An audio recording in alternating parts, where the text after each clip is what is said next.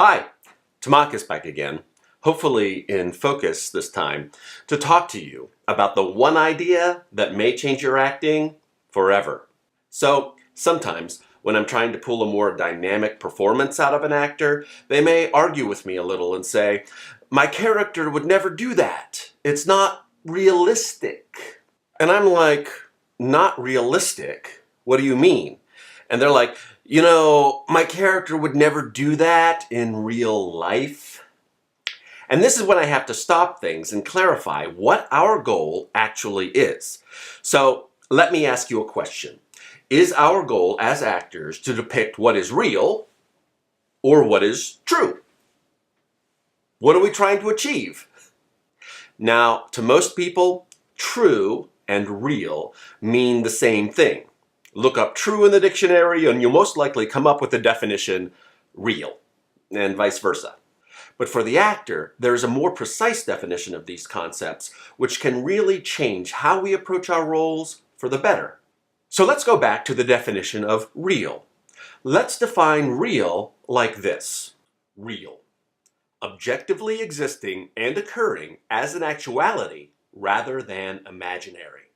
This means that it is an objective fact, separate from anyone's interpretation or point of view. It's not the photographer, and it's not the picture, because a picture can be very interesting and up to the photographer's point of view. Real is the subject, devoid of meaning and artistic expression. It is the thing itself. And without artistic expression behind it, it can be rather boring and uninteresting. No one wants to watch it. Reality.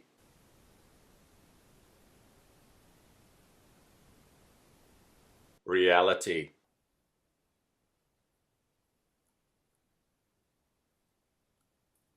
Reality.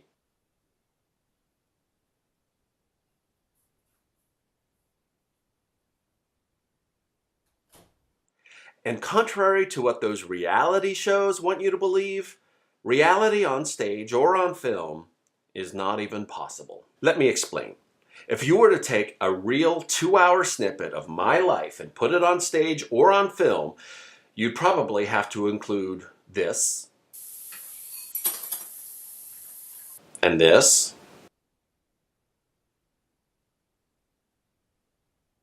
and this.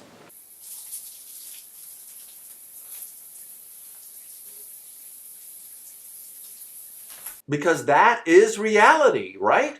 That is the objective fact of what we do in real life. Look, even if you wrote a one-man show about you, starring you, talking about your experiences, it still wouldn't really be you on stage.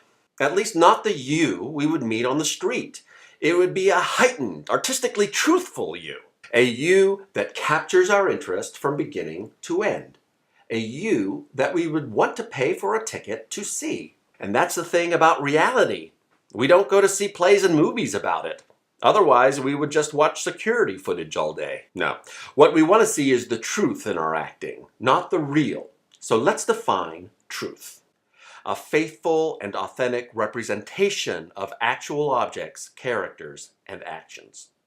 In other words, real is objective and truth is subjective. Real has nothing to do with our imaginations, and truth has everything to do with our imaginations. Real is superficial. Truth is profound.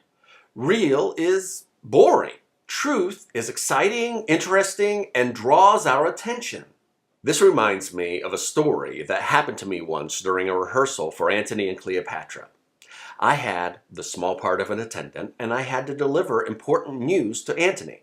It was just blocking rehearsal, so I had my book in my hand, and the director told me to enter, cross down stage, and stop Antony from leaving as he was preparing to do so from the moment before my entrance. So I enter, look down at my book for a second to make sure that I'm in the right spot, say my line, "News, my good lord, from Rome." The problem is when I looked up, he had already left. When the director asked him why, his reply was that I didn't stop him from leaving. And he was right. I didn't really stop him from leaving. In my defense, it was rehearsal and we just then got our blocking from the director. Eventually, after a few rehearsals, I did get it right. But let's say we were in production and something happened which prevented me from really stopping him from leaving. I don't know, anything can happen in live theater. Let's say I was struck by a meteor before my entrance and couldn't stop him from leaving, and he left. Even though I had a small part, the news that my character gives Antony is essential to the play moving forward. Without my news, the play goes from Antony and Cleopatra to just Cleopatra. Antony has to hear my news in order to further the plot of the play. And that's the point. We are not free as actors to act as we would in real life. We act in service to the story, living in a world created by the playwright or screenwriter. The actor's job is to justify the words and actions in the script. We have an obligation to tell the story as it was written, and that means being truthful, not being real. Theater and film are ensemble arts. We are only one part of many people's artistic contributions. So let me put it another way. If I were Hamlet and the ghost of my father came to me and said he wanted me to kill my new stepdad, my real reaction would probably go something like this. Ah, the dead live! Ah, run away! It would definitely not be the starting point of a months-long adventure involving me killing a close family friend, being responsible for the death of 2 of my classmates, and, spoiler alert, a winner-takes-all duel in which everyone dies. But that is the story as Shakespeare wrote it. The writer is telling the story. The director is interpreting the story for stage or for film. The actor is telling the story of his or her character within the director's interpretation of the writer's story.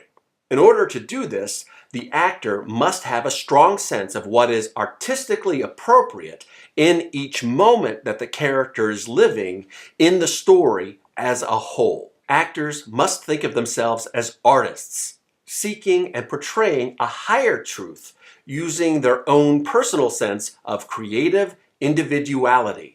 The problem is, if the actor only seeks to play real-life characters, it will prohibit them from making unique, interesting, and inspired choices in their characterizations and their actions that will lift their performances from the cliched to the extraordinary. Let me nerd out for a sec and talk about The Lord of the Rings.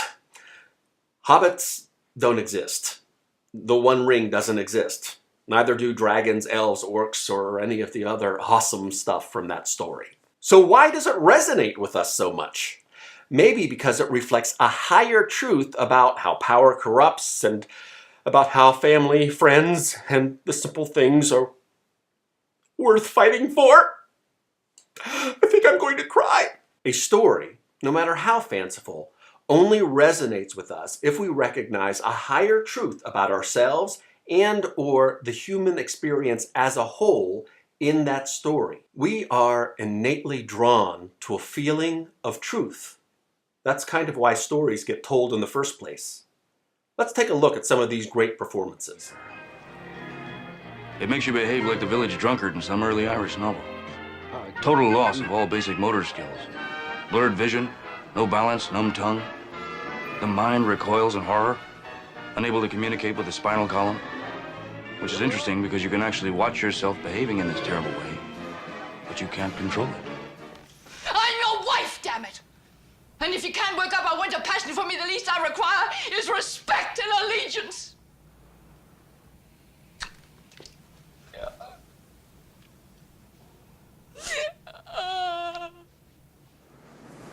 It's a hell of a thing, killing a man. You take away all he's got, and all he's ever gonna have. Yeah. Well, I guess they had it coming.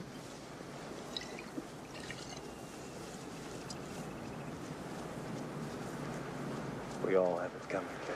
Now the question is, are these actors aspiring to be real or truthful? All of these characterizations are uniquely authentic and inspired. None of them are everyday. None of them are boring. You are in control of your own characterizations.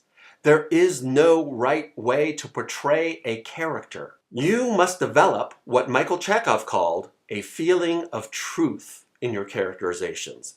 And that can only be done from moment to moment using your own creative individuality as a guide. Honing and developing your own creative individuality will help you discern between what feels authentic and what feels untruthful.